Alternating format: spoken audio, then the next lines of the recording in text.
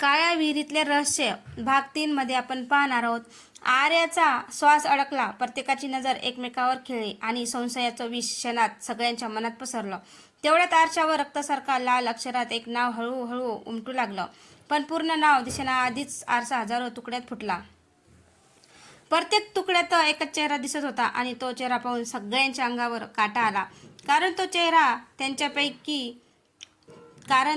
त्यांच्यापैकीच एका जिवंत व्यक्तीचा होता. आर्या थरथरत त्या फुटलेल्या काचांच्या तुकड्याकडे पाहू लागली.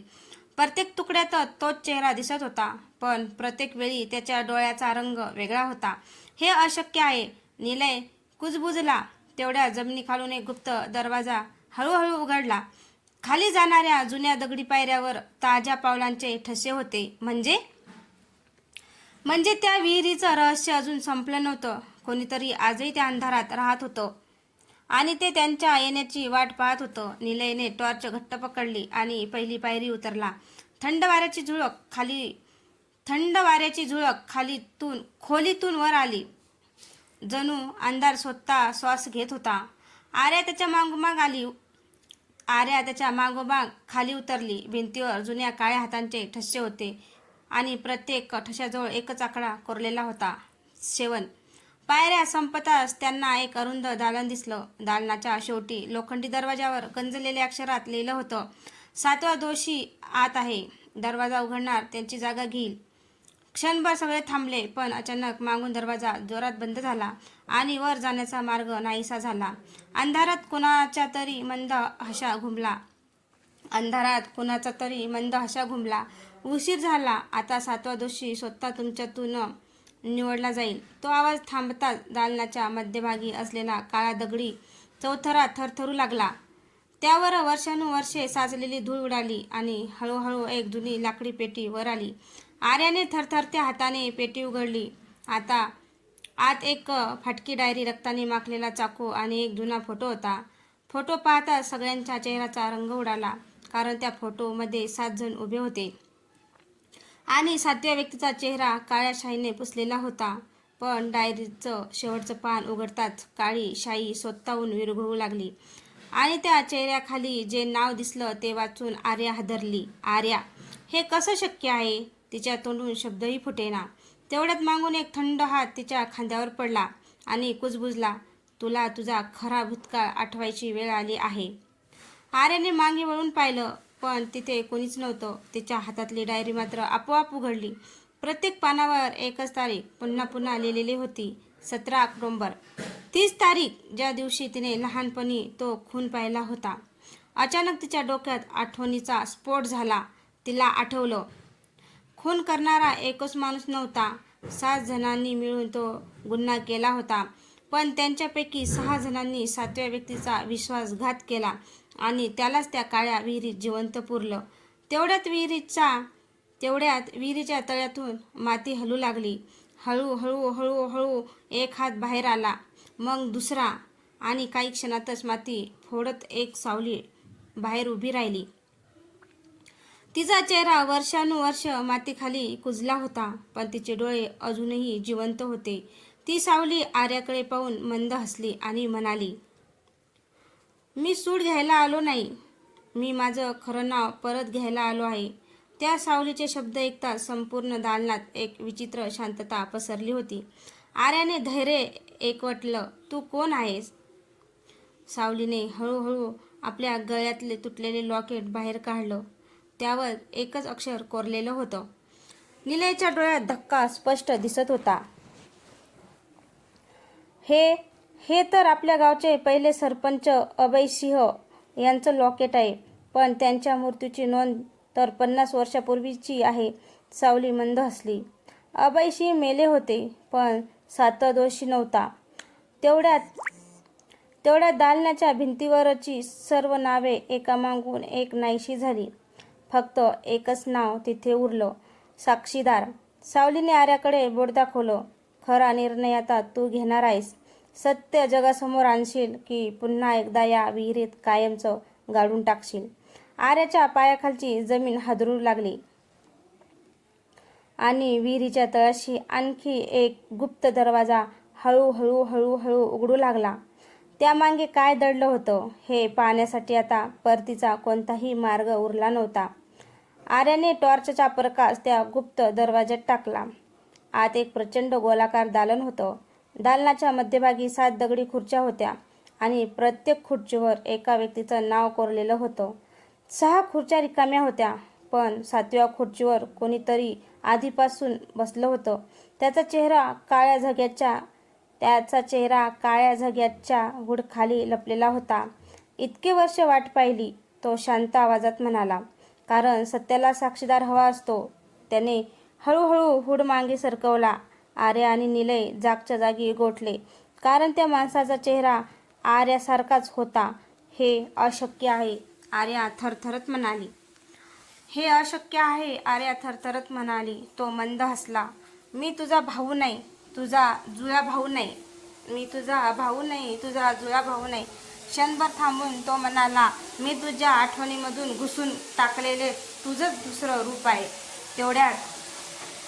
तेवढ्यात दालनातील 7ही खुर्च्या स्वतःहून फिरू लागल्या आणि त्यांच्या मागच्या भिंतीवर रक्ताने एक वाक्य उमटलं. खरा शाप विहिरीत नव्हता, तो माणसाच्या मनात लपला होता. आर्या काही क्षण निशब्द उभी राहिली. तिच्यासमोर उभा असलेला चेहरा तिच्यासारखाच होता, पण त्याच्या डोळ्यात राग, वेदना आणि वर्षानुवर्षे दडपलेला अंधार होता. तू कोण? आर्याने पुन्हा विचारलं. तो शांतपणे म्हणाला, जेव्हा तू लहान होतीस त्या रात्रीचा खून पाहिलास, भीतीने तुझं मन तुटलं. सत्य सहन न झाल्याने तुझ्या मनाने मला जन्म दिला. तुझ्यातल्या अंधाराला हे ऐकताच आर्याच्या डोळ्यासमोर त्या रात्रीचे संपूर्ण दृश्य जिवंत झालं. तिला आठवलं, खून करणाऱ्या 7 जणांमध्ये तिचे स्वतःचे वडीलही होते. ते निरपराध नव्हते. त्यांनी सत्य लपवण्यासाठी तिला गप्प राहायला भाग पाडलं होतं. आर्याच्या डोळ्यातून अश्रू वाहू लागले. तेवढ्या संपूर्ण दालन हादरलं. दगडी भिंतींना तडे जाऊ लागले आणि विहिरीतून काळं पाणी वेगाने वर चढू लागलं. तो रहस्यमय माणूस म्हणाला, आज निर्णय घे, सत्य जगासमोर आण किंवा पुन्हा एकदा भीतीला जिंकू दे. आर्याने थरथरत्या हाताने ती जुनी डायरी उचलली आणि पहिल्यांदाच मोठ्याने म्हणाली, आज कोणताही रहस्य दडणार नाही. क्षणात दालनात प्रचंड प्रकाश पसरला, पण त्या प्रकाशात एक काळी आकृती शांतपणे बाहेर निसटली. तिने मागे वळून फक्त एकच वाक्य म्हटलं, काळ्या विहिरीचे रहस्य संपलं, पण काळ्या जंगलाचा शाप आता सुरू झाला आहे. काळ्या आकृतीच्या मागे धावण्यासाठी आर्या आणि निलय बाहेर पडले, पण विहिरीबाहेरचे दृश्य पाहून दोघेही थपकले. गावाभोवतीचं जंगल एका रात्रीत काळवंडलं होतं. प्रत्येक झाडाच्या खोडावर काळ्या राखेने एकच चिन्ह काढलेलं होतं, 6 बोटांचा हात. निलय कुजबुजला. हे चिन्ह विहिरीत कधीच नव्हतं. तेवढ्यात गावातल्या मंदिराची घंटा स्वतःहून 7 वेळा वाजली. पहिल्या घटनेनंतर गावातली सर्व घड्याळ बंद पडली. तिसऱ्या घंटेनंतर पक्ष्याचा आवाज पूर्णपणे थांबला. 5व्या घंटेनंतर जंगलातून धुक्याऐवजी काळा धूर बाहेर येऊ लागला.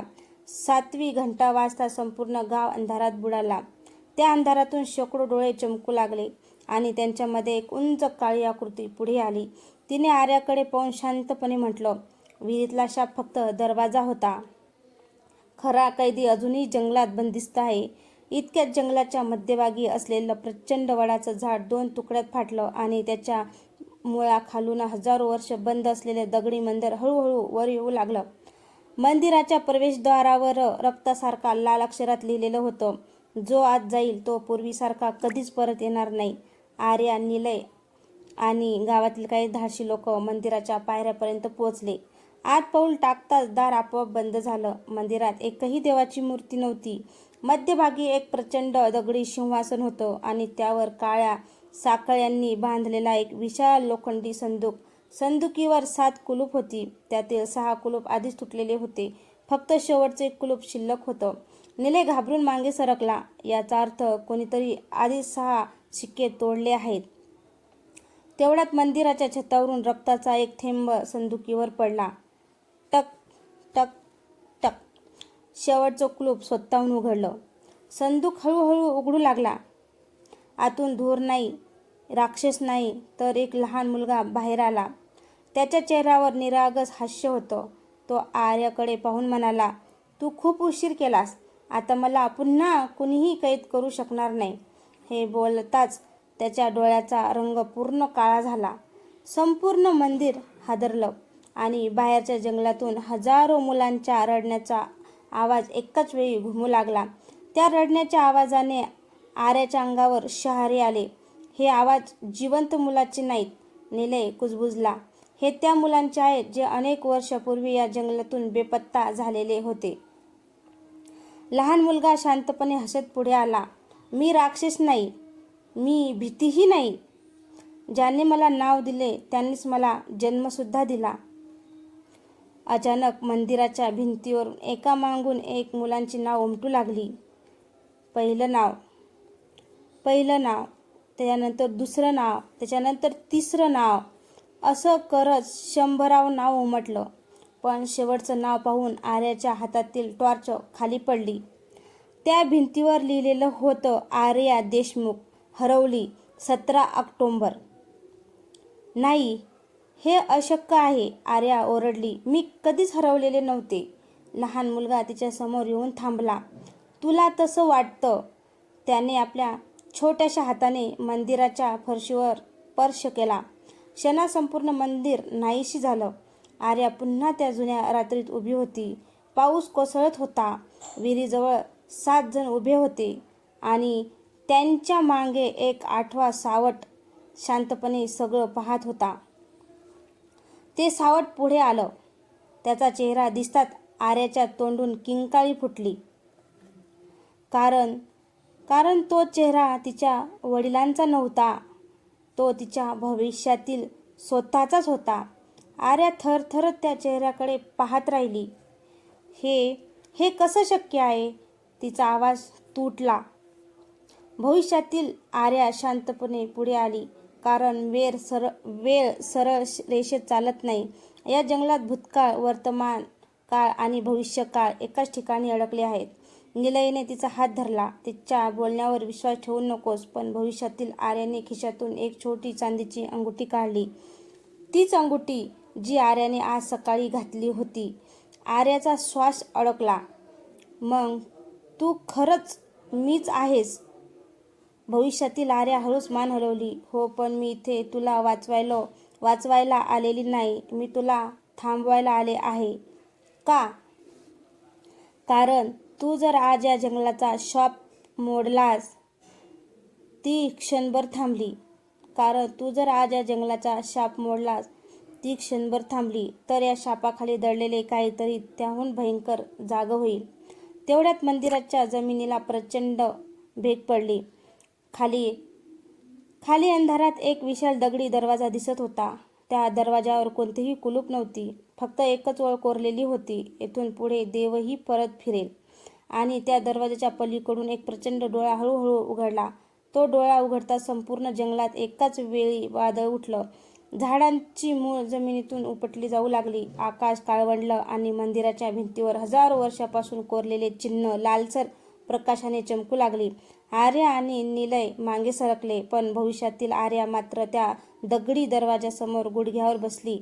जागी होऊ नकोस, ती कुजबुजली. आतून एक गंभीर आवाज घुमला. उशीर झाला आहे. माझं नाव पुन्हा उच्चारलं गेलं आहे. क्षणात मंदिराच्या छतावर एकामागून एक प्राचीन अक्षर उमटू लागली. ती अक्षरं जोडली गेली आणि एक नाव तयार झालं. कालांतक. निलयच्या चेहऱ्याचा रंग उडाला. हेच ते नाव जे गावाच्या इतिहासातून मुद्दाम पुसलं गेलं होतं. तेवढ्यात दगडी दरवाजा स्वतःहून काही इंच उघडला. आतून एक विशाल काळा हात बाहेर आला. तो हात जमिनीला स्पर्श करताच दगड वितळू लागले. पण सगळ्यांना सर्वाधिक धक्का बसला तो पुढच्या क्षणी त्या हाताच्या मनगटावर अगदी तसंच जन्मचिन्ह होतं जे आर्याच्या उजव्या हातावर जन्मापासून होतं. भविष्यातील आर्या डोळे मिटून म्हणाली, आता तुला सत्य कळेल. तू या शापाची बळी नाहीस. तूच त्याची किल्ली आहेस. आर्याने स्वतःच्या मनगटाकडे पाहिले. ते जन्मचिन्ह आता हलक्या लाल प्रकाशाने धगधगत होतं. जशी ती त्या दगडी दरवाजाजवळ गेली तसतसं ते चिन्ह बदलू लागलं. काही क्षणातच ते एका प्राचीन मुद्रेत रूपांतरित झालं. अचानक दरवाजाच्या पलीकडचा आवाज पुन्हा घुमला. किल्ली परत आली आहे. क्षणात संपूर्ण मंदिर थरथरलं. दरवाजावरील दगड आपोआप सरकू लागले. पण भविष्यातील आर्या जोरात ओरडली, नको, दरवाजा पूर्ण उघडू देऊ नकोस. का? आर्या किंचाळली. भविष्यातील आर्याच्या डोळ्यात अश्रू आले. कारण त्या दरवाजाच्या मागे कैद असलेला कालांतक राक्षस नाही, तो तुझा पूर्वज आहे. निलय अवाक झाला. पूर्वज? हो, 1000 वर्षापूर्वी त्याने स्वतःला या दरवाजामागे बंद केलं होतं, कारण त्याच्या शरीरात अशी शक्ती जागी झाली होती जी संपूर्ण जग नष्ट करू शकत होती. तेवढ्यात दगडी दरवाजा आणखी उघडला. आतून एक उंच आकृती बाहेर आली, पण तिच्या चेहऱ्यावर राक्षसासारखं क्रूरपणा नव्हता.